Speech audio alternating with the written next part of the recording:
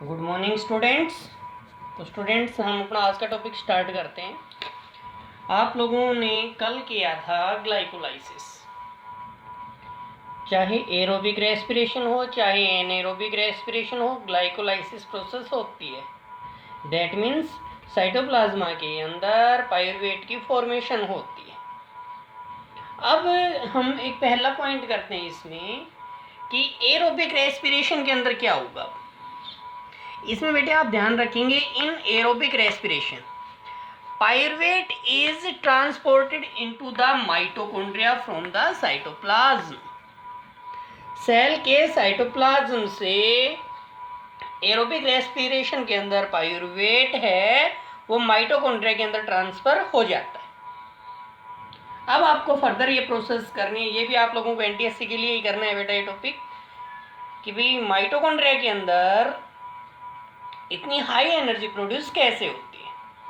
उसके लिए आपको ये साइकिल याद करनी है। अब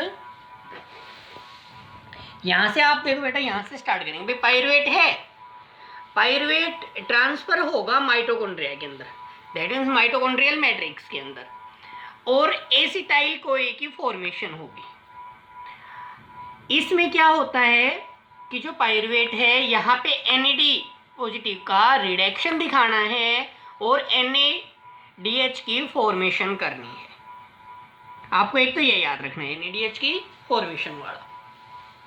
एक NADH यहाँ बन गया और एक CO2 का मॉलिक्यूल्स यहाँ से रिलीज आउट हो गया। आपको पता है कि पायरुवेट के अंदर 3 कार्बन मॉलिक्यूल्स होते हैं, तो यहाँ से एक कार्बन मॉलिक्यूल्स रिलीज आउट हो गया, तो एसिटाइल को एक 2 कार्बन मॉलिक्यूल्स का बच गया। इसमें 2 कार्बन मॉलिक्यूल्स होते हैं, इसमें 3 कार्बन मॉलिक्यूल्स होते हैं, तो यहाँ से एसिटाइल को एक की फॉर्मेशन हो गई और एक कार्बन डाइऑक्साइड का मॉलिक्यूल्स निकल गया। आप लोगों को पता है ग्लाइकोलाइसिस में 2 पायरुवेट के मॉलिक्यूल्स बनते हैं, ठीक है ना। तो यहाँ पे आगे प्रोसेस होगी तो 2 एसिटाइल को हो जाएंगे, 2 कार्बन मॉलिक्यूल्स है। अब ये एसिटाइल को है, ये आगे जो ट्रांसफर होगा, दैट मीन्स जो एसिटाइल को है ये एक साइक्लिक पाथवे में इंटर करता है, जिस पाथवे को हम बोलते हैं tricarboxylic acid cycle. Tricarboxylic acid cycle, more commonly known as Krebs cycle. इसको हम क्रेब्स साइकिल भी बोलते हैं।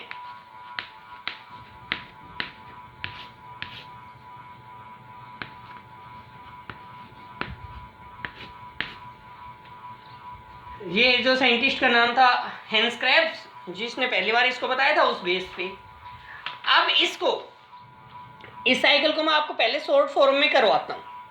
जैसे यहाँ से आप स्टार्ट करेंगे, भाई acetyl co TCA try carboxylic acid cycle में एंट्री करेगा। TCA ऑक्सैलोएसिटिक एसिड के साथ जो एसिटाइल को है ना, ऑक्सैलोएसिटिक एसिड के साथ जुड़ के सबसे पहले आपको किसकी फॉर्मेशन करवानी है, सिट्रिक एसिड की, क्योंकि ऑक्सैलोएसिटिक एसिड है वो 4 कार्बन का मॉलिक्यूल्स है और एसिटाइल को कितने कार्बन का मॉलिक्यूल्स है, 2 कार्बन का मॉलिक्यूल्स। तो ये इसके साथ अटैच हो गया, जुड़ गया, ये समझो आप। तो किसकी फॉर्मेशन हो गई, सिट्रिक एसिड की फॉर्मेशन। तो सिट्रिक एसिड में कितने कार्बन मॉलिक्यूल्स हो गए, 6 कार्बन मॉलिक्यूल्स। अब सिट्रिक एसिड से आपको याद रखना है, सबसे पहले आइसोमराइजेशन आप बता देंगे। सिट्रिक एसिड से अल्फा कीटोग्लूट्रिक एसिड बनता है, और जो अल्फा कीटोग्लूट्रिक एसिड है इसमें आप क्या करेंगे कि ये 5 कार्बन का मॉलिक्यूल्स है, और यहां से अब आपको ये भी याद रखना है, इतना अगर देखो सिट्रिक एसिड से क्या बना, अल्फा कीटोग्लूट्रिक एसिड। यहां से आप एक और बात याद रखेंगे, यहां से एक CO2 का मॉलिक्यूल्स बाहर रिलीज आउट हो गया। एक CO2 का मॉलिक्यूल्स यहाँ रिलीज आउट हुआ था, एक यहाँ हो गया, और दूसरा NAD का यहाँ भी आप रिडक्शन बताएंगे। NAD पॉजिटिव का रिडक्शन हुआ और NADH की फॉर्मेशन हो गई। अब ये वर्ड याद रख लेंगे बेटा, NADH की फॉर्मेशन, कार्बन डाइऑक्साइड का मॉलिक्यूल्स बाहर निकला और NADH की फॉर्मेशन हो गई। तो अल्फा कीटोग्लूट्रिक एसिड यहाँ से कार्बन का मॉलिक्यूल्स रिलीज आउट हो गया, तो कितने कार्बन बच गए इसके अंदर, 5 कार्बन मॉलिक्यूल्स। अल्फा कीटोग्लूट्रिक एसिड के अंदर ये 5 कार्बन के मॉलिक्यूल्स हो गए। याद रखना ये। यहां से फर्दर आप याद रखेंगे एक CO2 का मॉलिक्यूल फिर रिलीज आउट हो गया और किसकी फॉर्मेशन हो गई, सक्सिनिक एसिड की। भाई 5 कार्बन के मॉलिक्यूल्स में एक कार्बन का मॉलिक्यूल रिलीज आउट हो गया, तो 4 कार्बन बच गए इसके अंदर, 4 कार्बन के मॉलिक्यूल सक्सिनिक एसिड के अंदर। यहां पे आप फर्दर याद रखेंगे कि NAD पॉजिटिव का फिर रिडक्शन हुआ यहां भी, और फिर NADH की फॉर्मेशन हो गई यहां पे भी। सक्सिनिक एसिड से आप फर्दर बनाएंगे, सक्सिनिक एसिड से क्या बन गया, मैलिक एसिड। सक्सिनिक एसिड से मैलिक एसिड की फॉर्मेशन होती है और मैलिक एसिड भी 4 कार्बन का ही मॉलिक्यूल्स होता है। यहां आप ध्यान देंगे कि सक्सिनिक एसिड से जब मैलिक एसिड बनता है तो यहां FAD पॉजिटिव का रिडक्शन होता है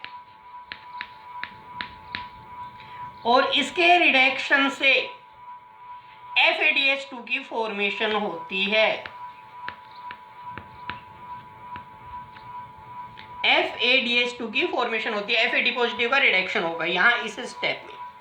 फिर मैलिक एसिड से ऑक्सलोएस्टिक एसिड बनेगा और यहां पे भी आपको याद रखना है कि NAD पॉजिटिव का रिडक्शन बताना है इस स्टेप पे भी आपको, दैट मीन्स NADH की फॉर्मेशन दिखानी है यहां भी आपको।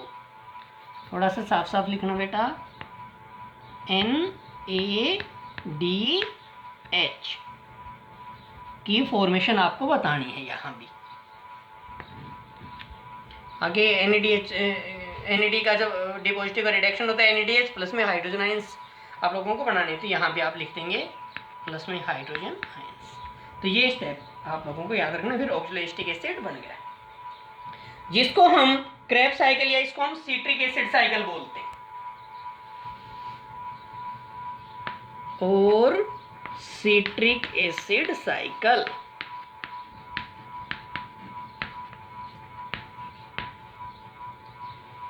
क्योंकि जो पहला प्रोडक्ट है वो सिट्रिक एसिड बन रहा है, ट्राइकार्बोक्सिलिक एसिड साइकिल भी इसको हम बोल सकते हैं, इनिशियली जो नाम दिया गया था इसको।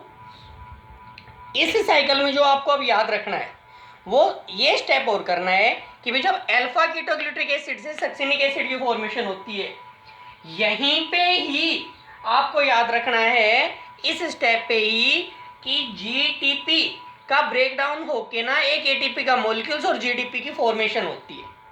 यहां आप स्पेशल याद रखें बेटा, अल्फा कीटोग्लूटारिक एसिड से जब सक्सिनिक एसिड बन रहा है तब कि यहां पे GTP से, यहां इस स्टेप पे बेटा याद रखना कि भाई GTP ग्वेनोसाइन ट्राइफॉस्फेट, GTP से और GDP की फॉर्मेशन होती है, ब्रेकडाउन होता है डाइफॉस्फेट प्लस में एक ATP का मॉलिक्यूल्स।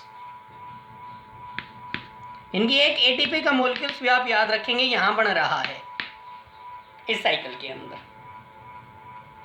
तो स्टेप टू स्टेप आप याद रखेंगे, बस आप इतना ही कर लेना, उससे ही आपकी कंप्लीट हो जाएगी ये साइकिल भी। कि एक बार दोबारा से ध्यान देना कि आपको काउंट क्या करना है कि भाई इसमें किस किस की फॉर्मेशन हुई। देखो पहले आप कार्बन डाइऑक्साइड के मॉलिक्यूल्स काउंट करो, 1 2 और 3।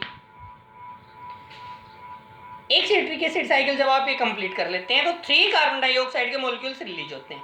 एक पाइरुवेट के ब्रेकडाउन से 3 कार्बन डाइऑक्साइड के मॉलिक्यूल्स रिलीज हुए, ग्लाइकोलाइसिस में 2 पाइरुवेट के मॉलिक्यूल्स बने थे, तो 6 कार्बन डाइऑक्साइड के मॉलिक्यूल्स रिलीज हो गए ना यहाँ पे, जो आपको याद रखना है।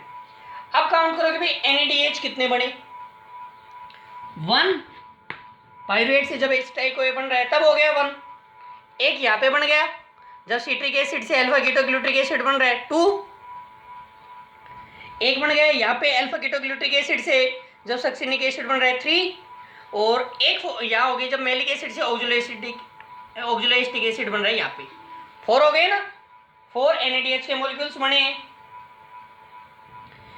FADH2 की जब हम बात करेंगे तो एक यहाँ पे FADH2 का मॉलिक्यूल्स बन जाएगा, और जब मैंने आपको बताया था एक यहाँ याद रखेंगे एक ATP का मॉलिक्यूल्स बनेगा।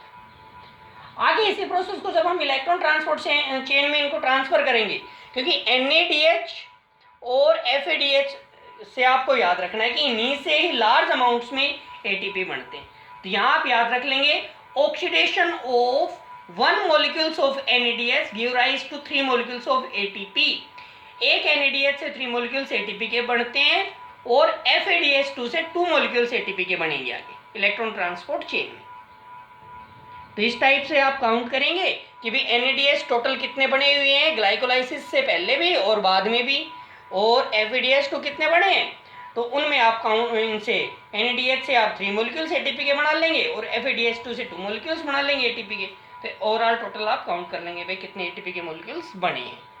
तो ऐसे सिंपल तरीके से एक बार आप पहले सिर्फ इनके नाम याद रखेंगे सिट्रिक एसिड साइकिल में। जैसे मैं एक बार दोबारा से आपको बताता हूँ बेटा, ऑक्सैलोएसिटिक एसिड रिसेप्टर का काम करे एसिटाइल को इसके साथ जुड़ेगा, सिट्रिक एसिड बना, सिट्रिक एसिड से अल्फा कीटोग्लूट्रिक एसिड बना, इससे सक्सिनिक एसिड याद रखना है, सक्सिनिक एसिड से मैलिक एसिड, मैलिक एसिड से वापस क्या बन गया ऑक्सैलोएसिटिक एसिड।